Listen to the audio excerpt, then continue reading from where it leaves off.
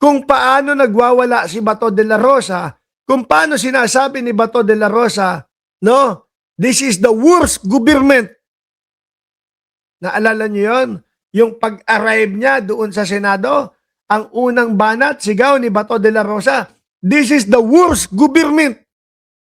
Oh, iba na po ang tono ngayon.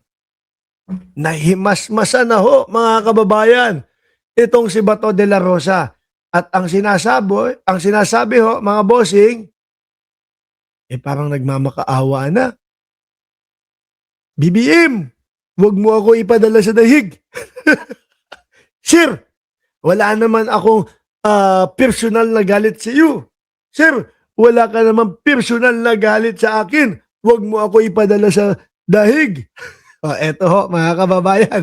No? Ayan, dito ko din po hinango o kinuha yung picture na ipinakita ko sa inyo na putlang-putla na, biruin mo ba naman? Simula nung nagtatago yan, walang tulog. Yung napunta na nasa loob na ng Senado, wala nang kain din.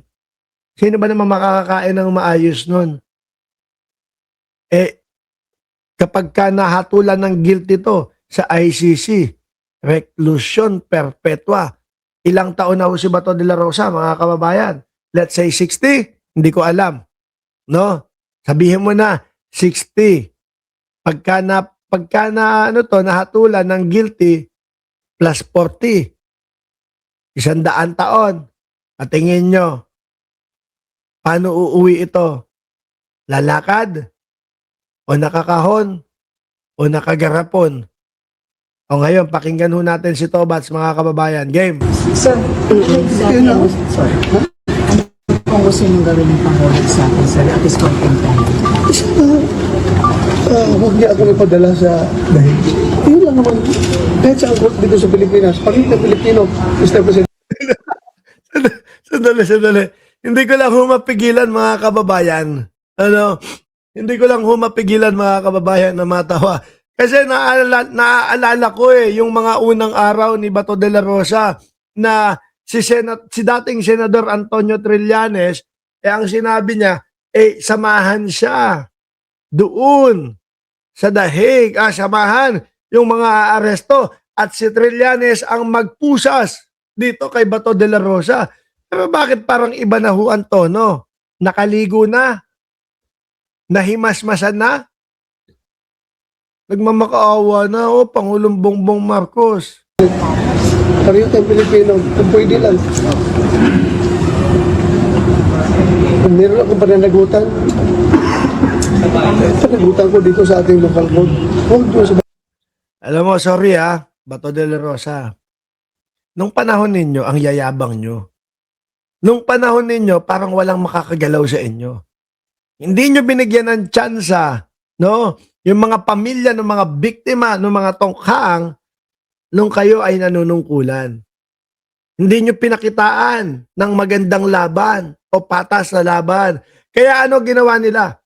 Tumakbo sa ICC. Tumakbo sa International Criminal Court. At nandyan nga po yung magiting na senador dati, na si Antonio Trillanes, sinamahan sila para makakuha ng hustisya. Ngayon, nandun na.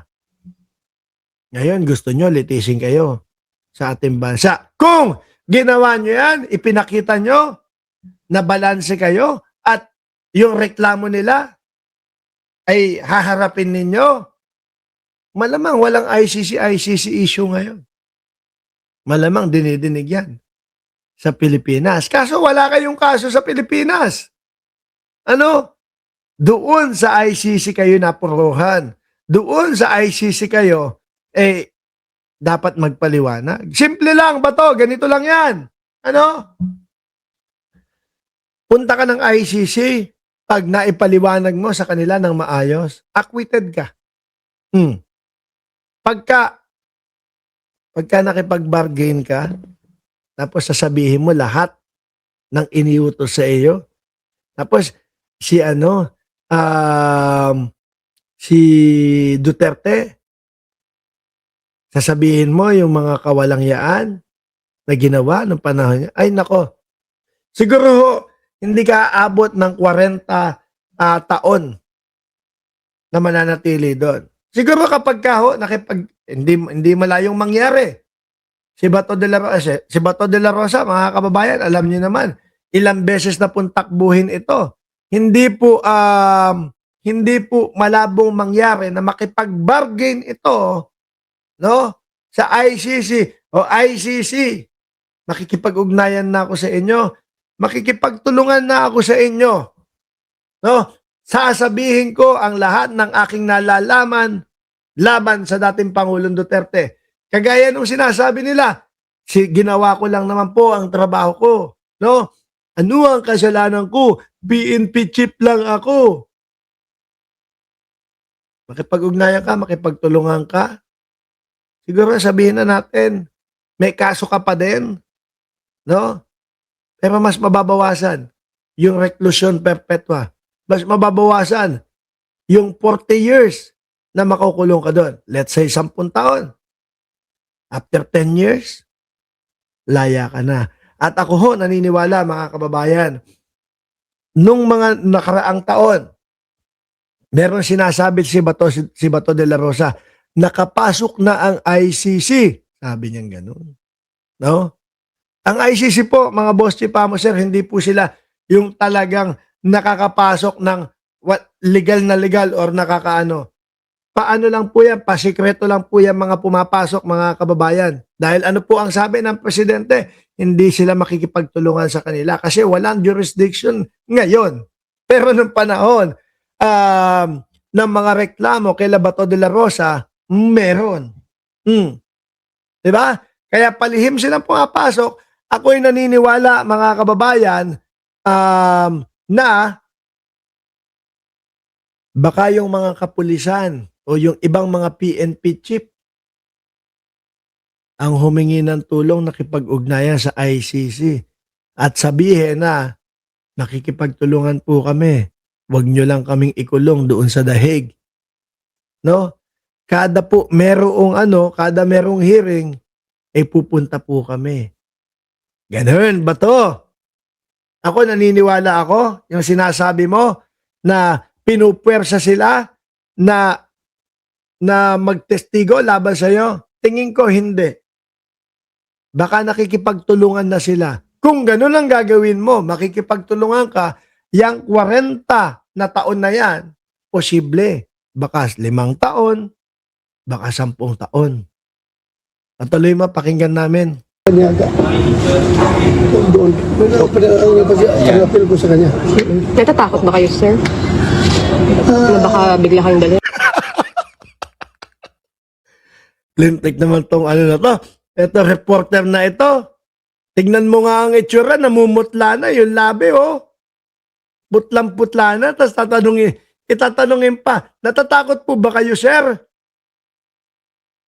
Sa itsura pa lang, makikita mo na eh. Ano? Takot na. At aaminin naman ho yan ni Bato de la Rosa, mga kababayan. Yung damputin. Tao lang naman tayo. Hindi naman tayo. Despite sa aking mga pinagdaanan, the more I am humanized sa lahat ng trials, lahat ng hardship na aking dinain, the more na na-humanize ako. Parang medyo ano na, no? Medyo maugana o garalgal na yung boses. Ako, garalgal yung boses ko dahil paos.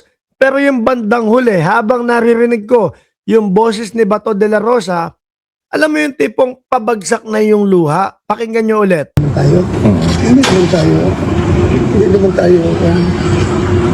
Despite sa aking mga pinagdaanan, the more I am humanized sa lahat ng trials, lahat ng hardship na aking dinain, the more na na-humanize ako. Ayun, no? Napakinggan nyo. Dahil bitin tayo, mga kababayan, dyan sa sinasabi ni Bato de la Rosa, madami pa yan. Buong araw, mga bossing, nagpapa-interview si Bato de la Rosa.